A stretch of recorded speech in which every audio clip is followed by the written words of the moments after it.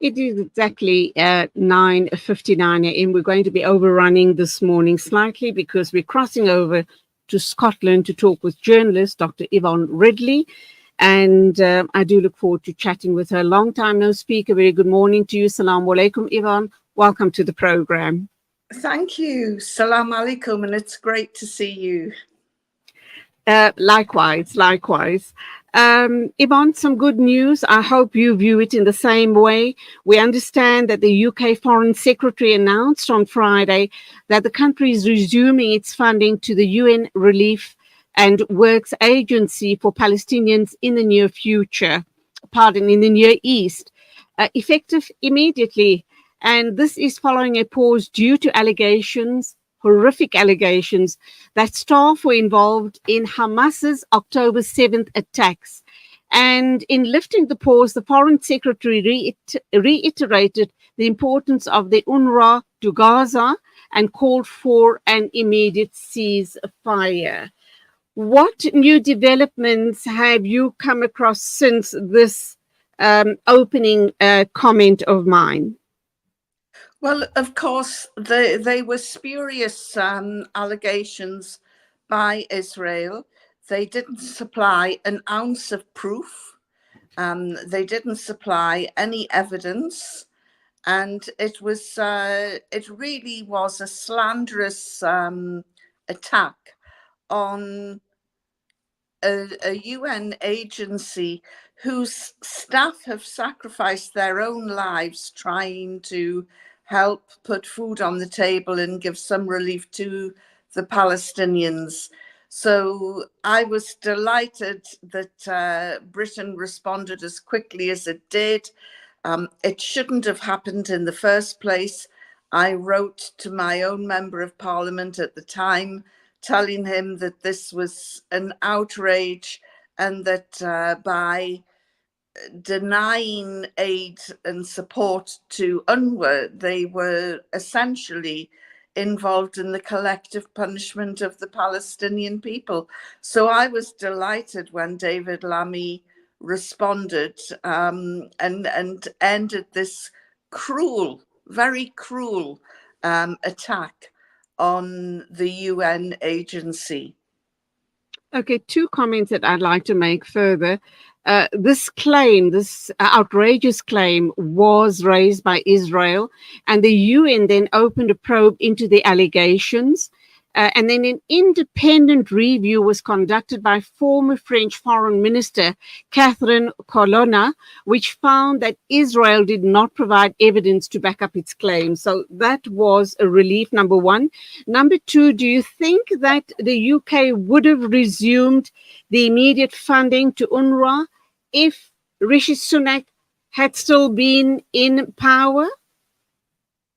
Well, that's a difficult question to ask, and one that we will not really know, because one of the big stories in Britain has been the excessive control that Tel Aviv has had on London during Rishi Sunak's tenure.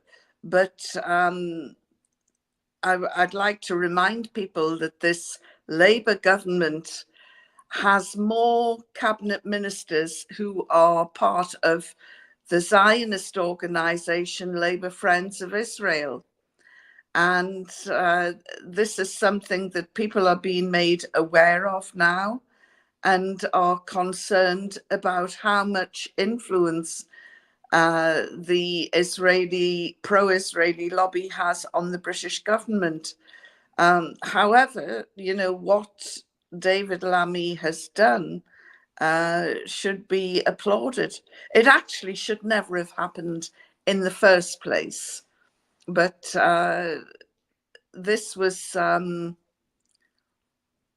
be cynical, this was an easy response for the British government, because it was an allegation without foundation on an organization which has lost more than 100, an unprecedented number of its own people due to Israeli terrorism.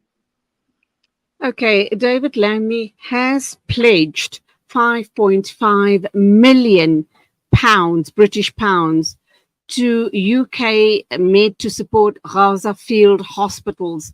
He emphasized, and I quote, any long-term solution must include a crackdown on the rise in settler violence and settlement expansion and a reformed Palestinian Authority given the powers and resources it needs to govern effectively. That's very heartwarming, is it not? The fact that someone in the UK government is now almost talking up for the Palestinian people and the plight of the Palestinian people.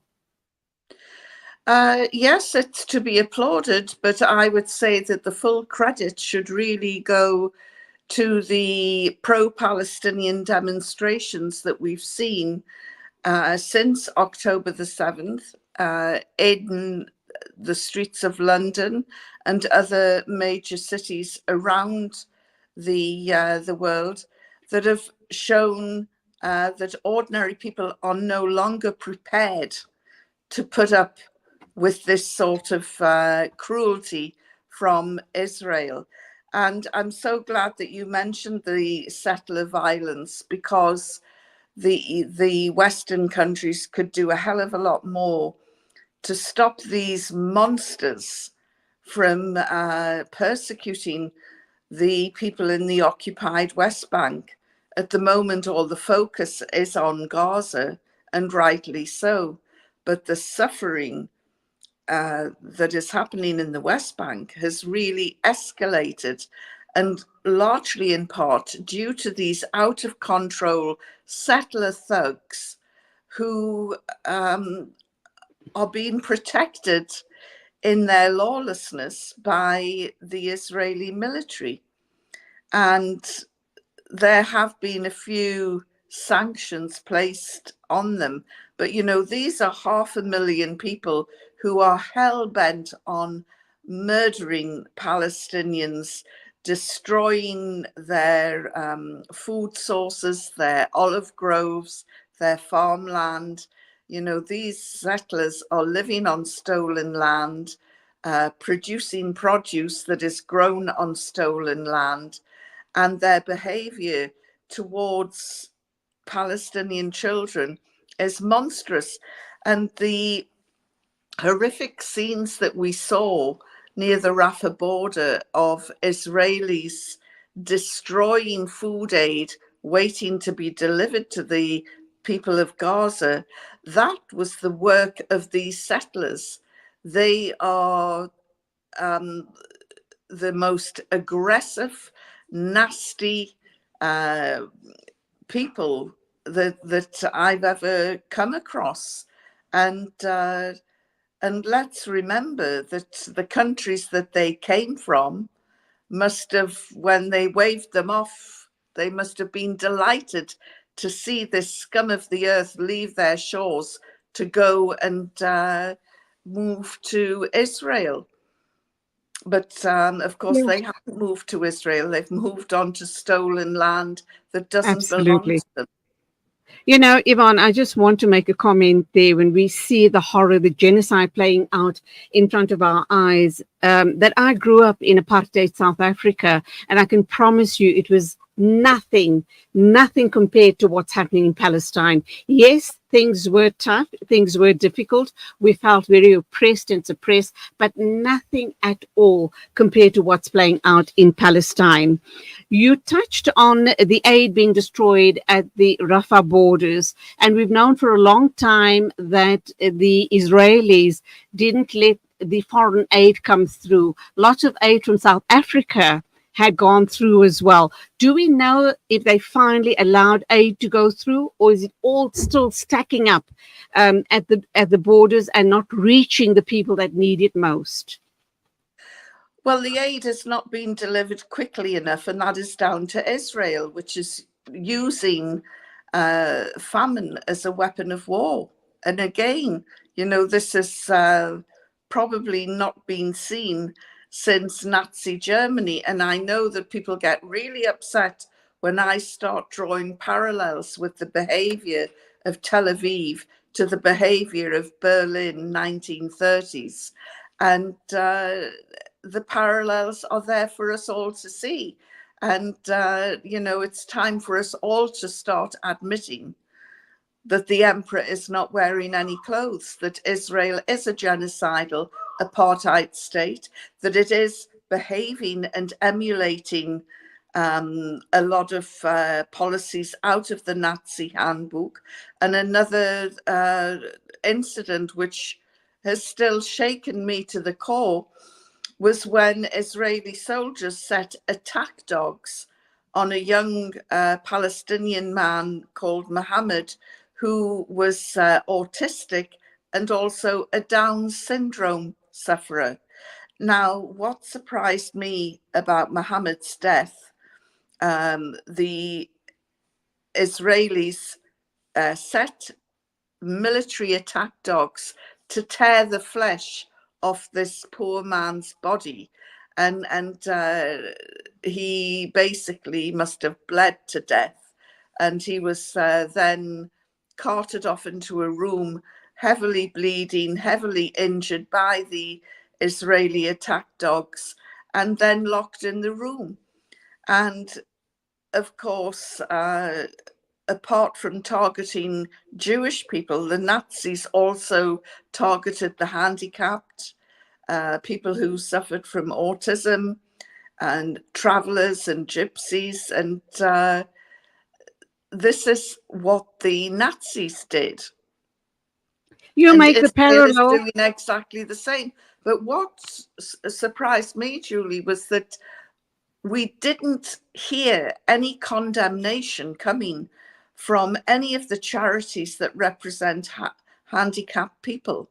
This was an appalling attack on a defenseless man who had the mental age of a 1-year-old. And his family were held back and could only watch as these military allowed their dogs to tear the flesh from this young man's body. It was a horrific death. Yvonne, you're talking about one horror story. There's been hundreds of thousands of atrocities such as those that played out in Palestine. And you make a parallel with Nazi Germany. I beg to differ. I think that this situation is way, way, way worse. And Allah knows best. I'm going to wrap up now by asking the all-important question. We know that what the Israelis have done. They've blockaded aid from getting to the Palestinian people, much needed aid. Where does this issue stand with the UK having pledged £5.5 million worth of medical supplies to the field hospitals in Gaza? Do you not think that the Israelis are going to block this aid as well? Or because it's UNRWA, they may allow it to go through? Israel is acutely aware at the moment that it is being investigated, thanks largely in part to South Africa. It is being investigated for war crimes. So it doesn't want to be that blatant, and it is getting a lot of pressure. But its allies, Britain and America, must step up to the plate and take responsibility for what is happening, because at the moment, pledging a few £1 million is one thing. Britain has the money. It has the money it has billions to give to Ukraine to fight a war that has no end there. And it has the money to do much better by the Palestinians. So although we seem to be moving in the right direction in Britain, it's largely because the British public have twisted the arm of the British government. And I would urge everyone from South Africa right across Europe to Britain to keep up the pressure, keep on marching, keep on demonstrating, keep on boycotting the boycott is really working. There are many companies in Israel that are on the verge of bankruptcy and collapse because of the boycott, because of the war. They're running out of soldiers. They are not winning the, sorry, that's my dog. They're not winning the military war. They are incapable of, they have these wonderful, well, I'm saying wonderful weapons. They have all these high-tech weapons to use, but the army is not up to it. It is, according to military observers, they're not fighting a good war. They're not a great military, and they are losing, and it is impacting Israel. Nobody wants to go there for holidays anymore. We've had a glimpse of what the Israelis are really about. And I know that there are some good people in Israel, and I would say to them, stand up and say, this is not in your name, because it's time for us all to keep up the pressure on this vile, lawless state, and we must keep up the pressure on our governments as well. Yvonne, that's where we will leave it. Thank you indeed for your time. Always a pleasure talking with you. Hopefully we will talk again sometime in the future. Keep well. Thank you for your input. As always, hoping to see you again sometime soon in South Africa. You haven't been around in a long, long time, so time for a visit. Yes, it is. I would love to. Thank you, Julianne. You take care. Assalamu alaikum to you. Walaikum salam. That's where we wrap up 10:15 a.m. South African time. Thank you indeed for being with me on the show this morning. I sincerely hope you've enjoyed the interviews as much as I've enjoyed your company. From me till Monday morning, as always, take care. Take it easy on the roads. Have a wonderful week. Assalamu alaikum and Khuda Hafiz from me, Julie Ali.